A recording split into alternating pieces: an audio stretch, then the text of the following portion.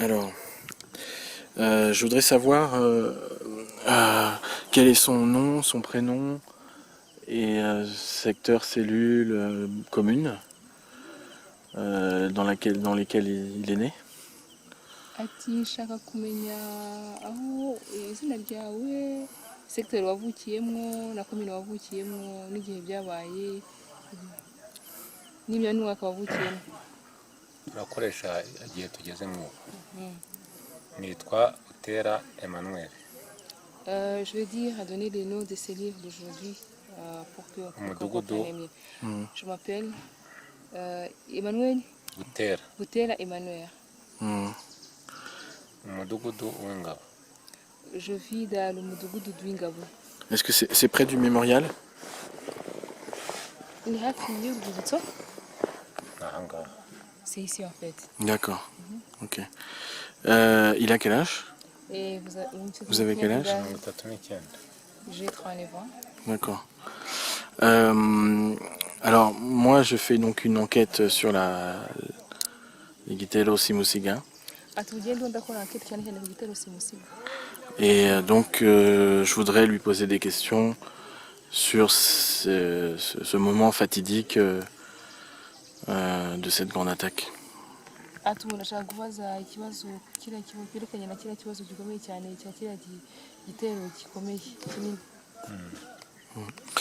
Alors, le moment où la grande attaque commence,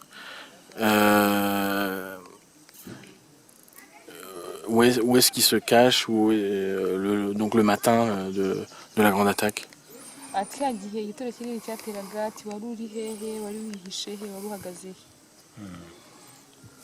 Ngiye kubitangira bisubize.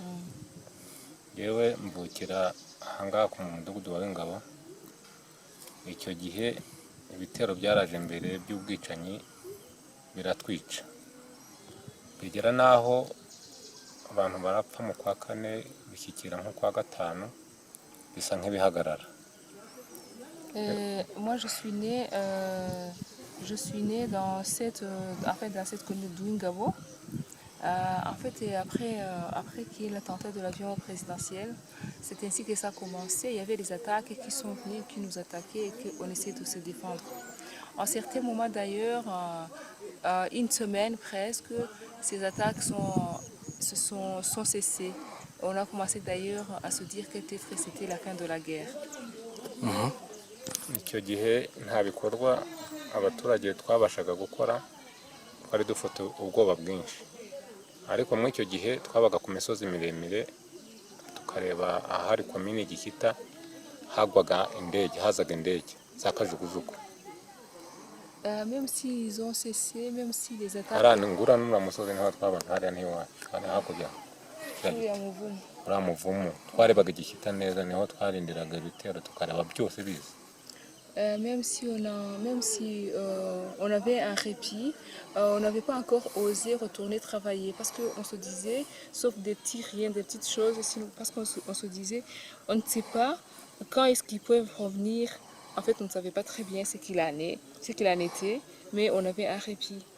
Et comme moi j'habitais sur d'ailleurs c'est là où j'habite même aujourd'hui, sur cette colline que je vois là en face.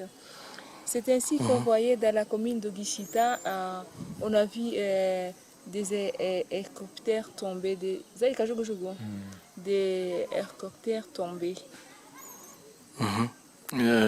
Donc ça c'était quand ça? Hari mu kwezi kwa gatanu matariki ya mbere.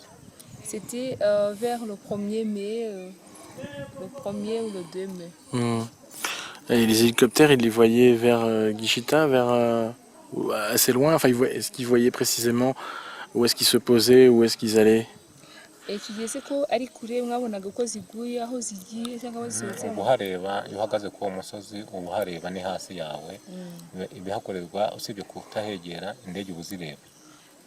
C'est vraiment, on voit très bien ce qui se passe sur la commune de Gishyita, c'est parce que c'est en dessous de notre colline. On voit ce qui se passe là-bas, à part que on ne sait pas voir, ou on ne sait pas distinguer qui sort de l'avion, qu'est-ce qu'ils font, de quoi est-ce qu'ils parlent. Et sinon, tu vois tous les mouvements qui se passent là-bas. D'accord. Et ensuite, alors, qu'est-ce qui se passe? Nuko icyo gihe nari mfite imyaka 20. Ah, je me rappelle que j'avais 20 ans. Abari bakuru muri twe nubwo bapfuye icyo gihe baravuze bati ziriya ndege ko hashize iminsi irenga icyumweru ibitero bidaheruka ati muzareba ikizakurikiraho ziriya ndege ubwo ziri kuza. Et les gens qui étaient avec moi, que je dirais étaient beaucoup plus sages, ils ont dit ces avions qui atterrissent et que vous voyez que nous venons de passer presque 2 semaines de répit, il y a quelque chose qui se prépare. On ne sait pas encore, mais ce sera quelque chose de terrible. ubwo ngubwo ntabwo byatinze mu matariki nka 12 muri icyo gihe twagiye kubona tubona ibitero by'abantu Là, ça n'a pas tardé, vers le 12, harimo n'abazungu. vers le 12, mais plus précisément le 13, on a vu des attaquants. Beaucoup. Il y avait même quelques blancs. Il y avait même des blancs. Njyewe nari nihishe hejuru y'umuhanda mu gaturusu n'ubu harahari harazwi. Moi, j'étais cachée juste tout près de la route, dans un buisson de robustes et eucalyptus. Même aujourd'hui, l'endroit existe.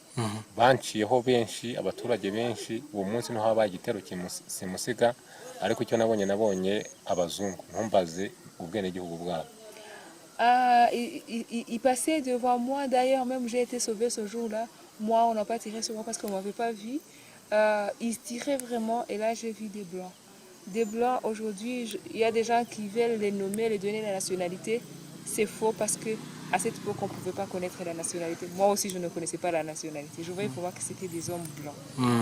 Et alors l'endroit exactement où il se cache et où il voit des blancs, c'est où, enfin c'est sur quelle colline Aho nabonye abazungu barimo baturutse mu muhanda w'Inyarutovu ari wo uyu nguyu baturutse mu muhanda uturuka igishita aho izo ndege zagwaga barokuruhukira naho nabonye batoroka. Moi, j'ai vu les blancs, c'était sur la route de Nyarutovu. En fait, c'est la route qui continue jusqu'ici. C'est là où je les ai vus pour la première fois. Et c'est là où j'habitais d'ailleurs. D'accord. Et alors, est-ce qu'il les a vus tirer avec quoi, des mitraillettes ou sur des grosses armes sur des trépieds? Icyo gihe baraje bantambukaho nari nihishe n'abaturage benshi intambara atangiye igeze ahangaha hano bica abantu benshi cyane barongera abantu barabagarukana naha handi bica abantu benshi. En fait, quand il passait icyo gihe abantu barabahunze barazamuka barongera barabagarukana bica abantu benshi cyane. En fait, quand ils ont passé devant moi, quand je les ai vus sur la route de Nyarutovu, ils ne tiraient pas. Ils n'ont pas tiré, d'ailleurs ils n'ont pas tiré même sur nous. En fait, ils ne m'avaient pas vu, mais ils ne tiraient pas parce que les tirs ont commencé par ici. Par ici, c'est-à-dire hano ku Kanyinya ku Muyira ibi bice byose barongera baragaruka n'Inyarutovu nyuma yaho utubashije kurokoka natwo badutsinda imbere yanjye ariko se nabashe kumenya amazina yabo bishe. C'était à partir d'ici Kanyinya hariho hitwa ngiki se wavuze hano Gitwa. Et donc sur la colline de Gitwa et même sur la colline de Muyira. Ils ont tiré vraiment. Bisesero yose yari intumbi gusa icyo gihe uwo munsi. Toutes les collines de Bisesero étaient couvertes de cadavres. Même si ça commençait par ici à Gitwa, ils sont revenus parce qu'ils pourchassaient, les gens continuaient à courir. Il y a même ceux qui sont tombés devant moi, mais moi on m'a pas vu. Par exemple, moi dans ma famille, c'est-à-dire mon père, mon frère, mes frères, mes soeurs,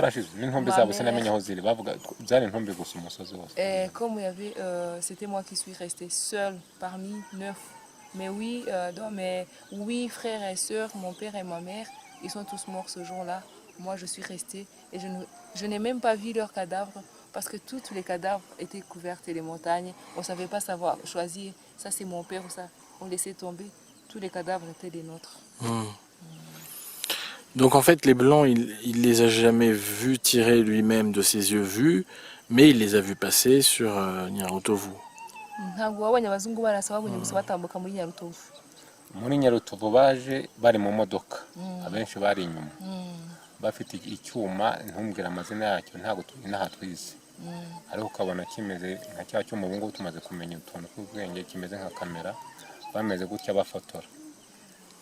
Quand ils sont venus, il y avait deux qui étaient devant la voiture, d'autres qui étaient derrière, dans la Jeep dans laquelle ils étaient. Là, ils ne tiraient pas. Et ils avaient seulement ça. Ici, on n'a pas eu la chance d'étudier. On nous a tués même avant. Intellectuellement, on nous a tués avant. On n'a pas eu la chance d'étudier. Mais maintenant, on commence à comprendre que c'est peut-être quelque chose qui est du genre caméra, quelque chose d'approche. Et en fait, ils ont commencé à tirer et à tuer. Et nous, on attendait là où on était. Est-ce qu'il aurait vu dans la Jeep ou dans d'autres véhicules les grosses armes qu'ils transportaient?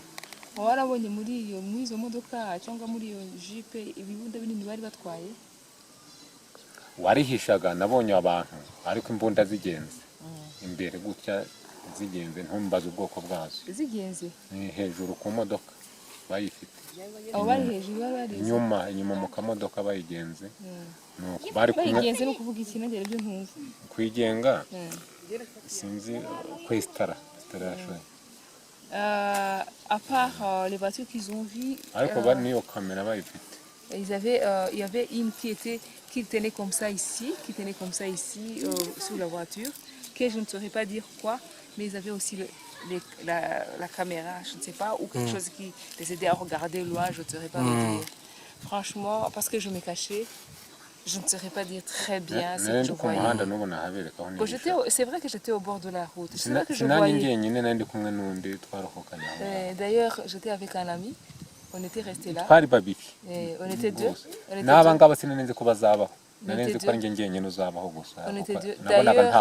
D'ailleurs, moi et lui et mon ami, on croyait que on est les seuls qui allaient rester. Et dans la donc, est-ce qu'il a vu une seule voiture avec des blancs? Et il y a approximativement combien de blancs étaient dans la voiture? ureba ntabwo abara abafite ubwoba nakubise amaso abazungu umutima urambye gusa. Moi quand j'ai vu les blancs j'ai eu peur franchement je n'ai pas compté mais je ne crois pas qu'ils pouvaient dépasser 5.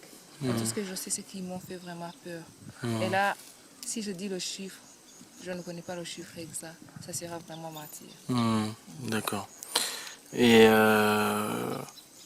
disons, qu'est-ce qui lui a fait peur? Qu'est-ce qui lui a fait peur exactement en voyant ces blancs? Est-ce que c'était leur physique ou c'était le fait qu'ils se disaient si les blancs viennent, ça sera plus terrible encore?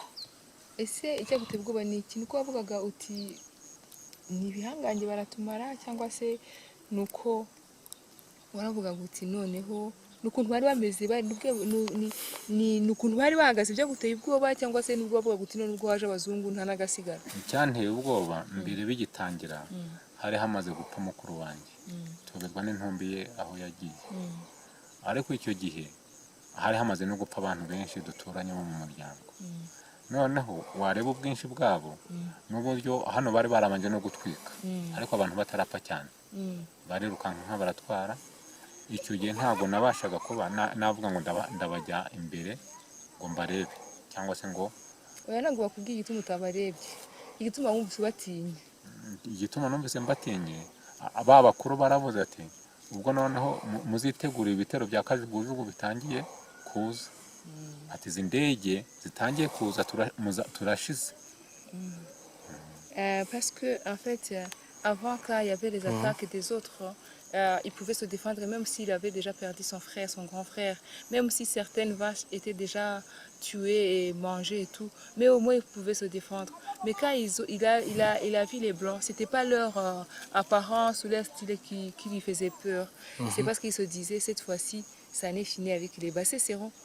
Quand les Blancs sont venus, et voilà pourquoi on a vu les avions et les hélicoptères ont atterri sur la commune de Gishita, c'était pour donner un renfort à ces gens-là.